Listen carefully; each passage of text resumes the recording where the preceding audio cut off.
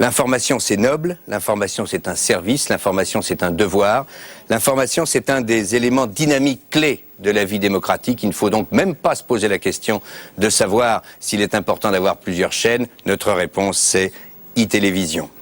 C'est l'heure de l'information, l'heure d'e-télévision.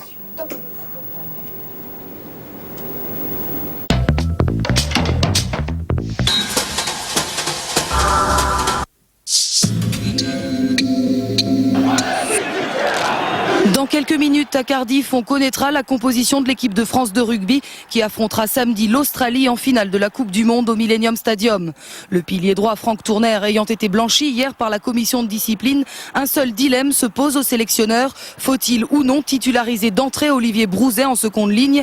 Brouzet dont les 120 kg et les 2,4 m seraient bien utiles pour bloquer la terreur australienne qui est fou.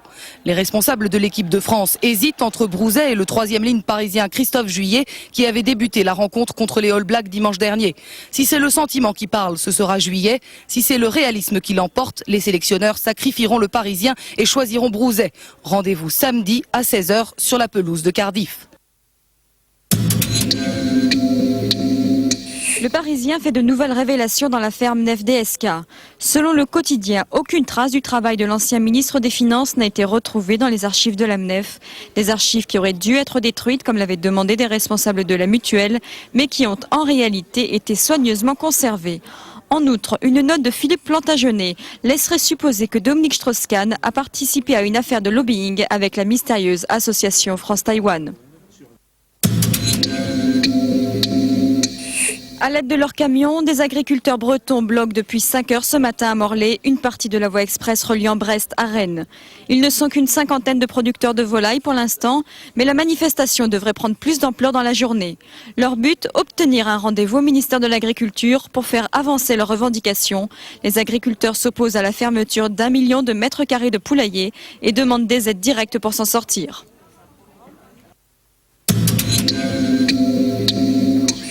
Français et Britanniques réconciliés sous la houlette de la Commission européenne. Les deux pays ont trouvé un accord sur le bœuf. L'embargo français sera bientôt levé, à condition que Londres respecte les garanties réclamées par Paris sur la traçabilité, c'est-à-dire la détermination de l'origine des animaux, les contrôles, les produits dérivés, les tests et l'étiquetage.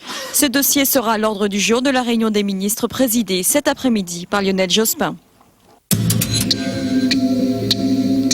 Il n'y aurait aucune preuve que le système des inverseurs de poussée soit à l'origine du crash du Boeing d'Égyptaire. C'est ce qu'ont annoncé hier les enquêteurs américains. L'origine de cette tragédie reste donc toujours mystérieuse. On sait seulement que l'avion a d'abord chuté à la vitesse d'un supersonique et remonté puis a repiqué, s'enfonçant dans la mer. Et l'enquête n'est pas prête d'avancer. Les recherches sont suspendues, peut-être jusqu'au week-end à cause du mauvais temps. Une mauvaise nouvelle pour la marine américaine qui vient de capter les signaux émis par les deux boîtes noires au large de l'île de Nantucket. 111 personnes sont mortes dans les inondations qui ont touché ces derniers jours plusieurs provinces du Vietnam. Le bilan risque de s'alourdir dans les heures et les jours qui viennent. Les pluies torrentielles qui se sont abattues sur le pays ont endommagé près de 200 000 habitations et provoqué de nombreux dégâts matériels. La situation s'est aggravée avec la rupture des digues de plusieurs rivières. Il s'agit des inondations les plus meurtrières et les plus dévastatrices depuis 40 ans dans le centre du Vietnam.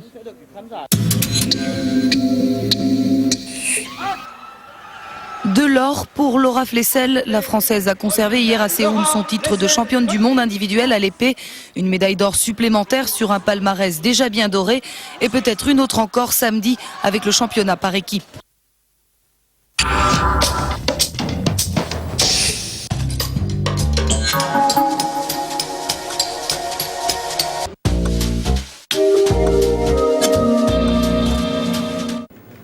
Cet après-midi, le temps sera très ensoleillé sur la plupart des régions. Les nuages seront tout de même plus nombreux sur les côtes de la Manche et surtout près des frontières de l'Est. Ils donneront même quelques averses des Alpes du Sud à la Corse. Vos températures pour l'après-midi seront dans l'ensemble un peu plus fraîches dans le nord, entre 8 et 13 degrés. Au sud, il fera 11 degrés à Grenoble et Clermont-Ferrand, 15 à Bordeaux ainsi qu'à Montélimar, 17 degrés à Perpignan et 19 à Bastia. Dans l'affaire de l'AMNEF, le Parisien ce matin révèle l'existence d'archives qui risquent de se révéler fâcheuses pour Dominique Strauss-Kahn. Ces documents accréditent l'idée que l'ancien ministre de l'économie et des finances aurait bénéficié d'un emploi fictif. Philippe Reynard, bonjour. C'est une nouvelle pierre dans le jardin de Dominique Strauss-Kahn? Oui et non. L'ancien numéro 2 de l'AMNEF, Philippe Plantagenet, maintient que DSK n'a laissé aucune trace, en tout cas écrite, de son travail dans le montage financier entre la Générale des Eaux et l'AMNEF. Mais il reconnaît par ailleurs que DSK a participé à au moins une réunion concernant ce dossier. Alors, ce qu'on peut se dire, c'est que 603 000 francs pour une réunion, c'est beaucoup, mais enfin, ce sont des pratiques d'avocats, même si elles nous dépassent, essayons de les comprendre. Le vrai problème demeure donc pour Strauss-Kahn que il y a cette difficulté de fabrication apparemment d'un faux ou de plusieurs faux à laquelle le ministre aurait participé. Et puis, il y a un autre problème pour l'ensemble des socialistes, c'est que, comme vient de le dire le député communiste Maxime Grémetz, je peux vous affirmer que nous n'en sommes pas au bout, loin s'en faut, de l'affaire de l'AMNEF, et il dénonce, et il donne des noms, Le Guen, Cambadélis, Drey. Oui, on peut dire également que c'est un coup dur pour la cohabitation. C'est un accroc sérieux, en tout cas. Alors, ça n'est pas le premier.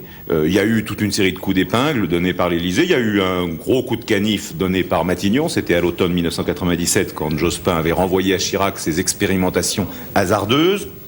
Mais n'ayons pas sur ces problèmes les regrets hypocrites de certains commentateurs. Les deux hommes, Jacques Chirac et Lionel Jospin, seront inévitablement adversaires en 2002. Donc il ne peut pas y avoir aujourd'hui entre ces deux hommes une cohabitation de velours comme il y en avait eu une entre François Mitterrand et Édouard Balladur entre 93 et 95. On se rapproche de la situation 86-88, Chirac-Mitterrand. Alors, ce qu'on peut dire, c'est que les choses se calmeront de toute façon un petit peu, en tout cas dans l'an 2000. Pour une raison toute simple, c'est parce que la France va présider l'Europe et que les deux hommes seront bien obligés de parler de la même voix. Cela dit, après, eh bien, ça deviendra de plus en plus conflictuel et l'incident d'hier paraîtra assez bénin. Bon, tout compte fait, est-ce qu'il faut vraiment regretter ça ? Le véritable problème n'est pas de savoir si les deux hommes sont adversaires, ils le sont. Le véritable problème, c'est la cohabitation, et on s'aperçoit que c'est bien un système pervers. Philippe Reynard, merci. Vous l'avez dit, pour le député communiste Maxime Grémetz, 3 députés socialistes pourraient être mis en examen dans le dossier de l'AMNEF. C'est ce qu'il a déclaré ce matin sur Europe 1. Maxime Grémetz a cité Jean-Marie Le Guen et Jean-Christophe Cambadélis, député de Paris, et Julien Drey, député de l'Essonne. Maxime Grémetz était membre de la commission parlementaire sur le régime social des étudiants. Cette commission, qui s'était intéressée à la gestion de l'AMNEF, avait adopté son rapport en juillet dernier. 2 jeunes de la Grande Borne ont été écroués hier après leur comparution devant le tribunal correctionnel d'Evry dans l'Essonne. Une décision qui intervient après les affrontements entre jeunes et policiers lundi dans la cité de la Grande Borne à Grigny. Les 2 jeunes ont été condamnés pour outrage et rébellion à 3 et 1 mois de prison ferme. À Saint-Nazaire, les chantiers de l'Atlantique ont commencé la construction du plus gros paquebot jamais fabriqué en France, le Millennium.